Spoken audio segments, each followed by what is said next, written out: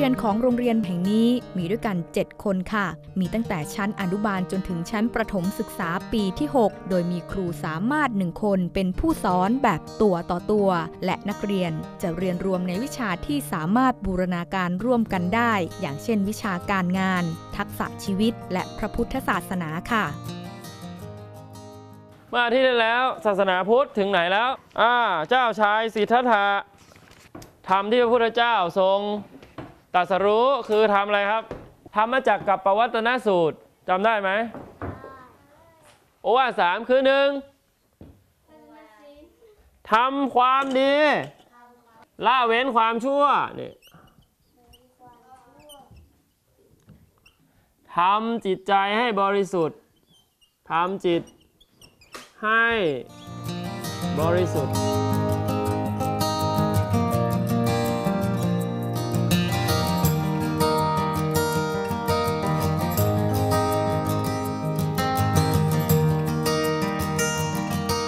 อย่าง7คนนี้ครูต้องสอนรวมกันหมดเลยไหมคะครับผมต้องสอนรวมกันหมดเลยเป็นห้องเรียน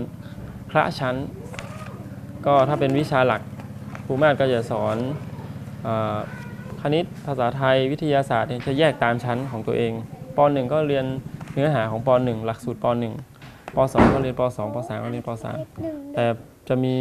บางรายวิชาที่จะต้องนำมาบูรณาการร่วมกันก็คือเรียนรวมกันตารางเรียนนี่คือจะจัดเหมือนกันหมดคือเรียนใน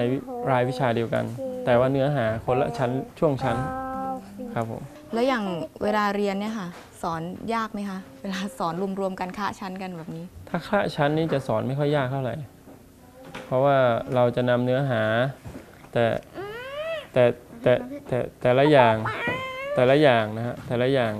ที่ว่าไม่ยากเกินไปที่ไม่ยากเกินไปมาบูรณาการเพื่อจะให้เด็กได้เรียนรู้แต่อาจจะเป็นเนื้อหาที่ไม่ค่อยยากครับครับห้ามหายน้องอามครับเขียนต่อเลยนับต่อเลย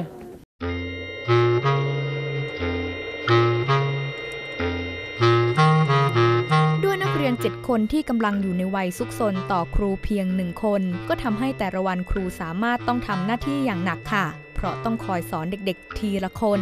และเมื่อสอนอีกคนหนึ่งก็จะคอยเข้ามาถามข้อสงสัยกับครูสามารถอีก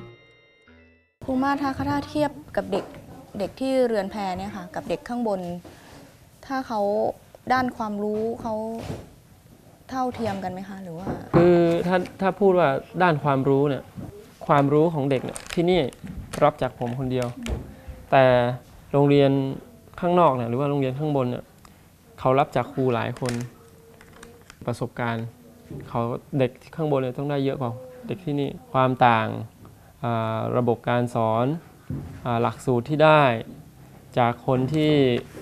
สอนจากผู้สอนที่มีเยอะกว่าก็ต้องแตกต่างกันไปแต่การเรียนรู้ก็คือเด็กจะได้รับการเรียนรู้ที่นี่ที่ผมมองก็คือเด็กจะได้รับการเรียนรู้จากทักษะชีวิตมากกว่าเด็กข้างบนเด็กที่นี่ทำอะไรเป็นกว่าเด็กข้างบนเยอะคือช่วยเหลือตัวเองได้ดีกว่าเด็กที่อยู่ทั่วไปโรงเรียนทั่วไปเพราะว่าเด็กที่นี่ต้องทำทุกอย่างเองเพราะว่าจะไม่มีใครทำให้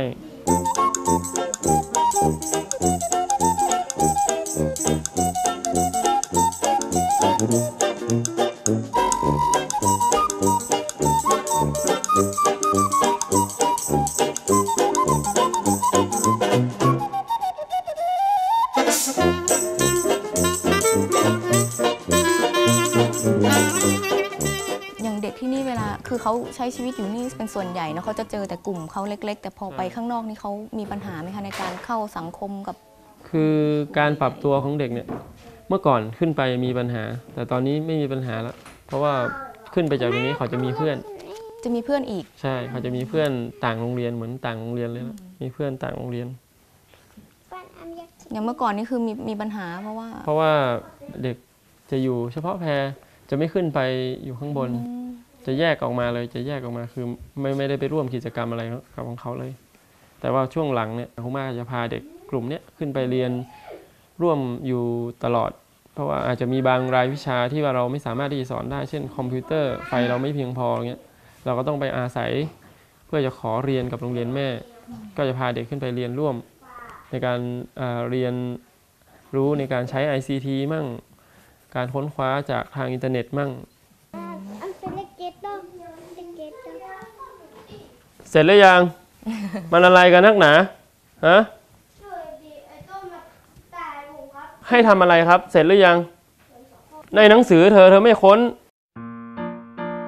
ด้วยบุคลากรที่จำกัดครูสามารถจึงใช้ระบบพี่ดูแลน้องให้พี่ที่ทำการบ้านเสร็จแล้วคอยสอนน้องแต่ดูเหมือนว่าจะไม่ค่อยได้ผลค่ะเพราะดูเหมือนว่าเด็กๆจะทำการบ้านกันไม่เสร็จเลยค่ะสงสัยงานนี้เด็กๆคงถูกครูสามารถดุแน่เลยค่ะแต่ไม่ต้องกลัวนะคะเพราะครูสามารถไม่ลงโทษเด็กด้วยการตีค่ะครูสามารถบอกว่ายิ่งตีเด็กก็จะยิ่งดื้ออย่างเส้นนี่โซ่นี่พ่ออ่ะ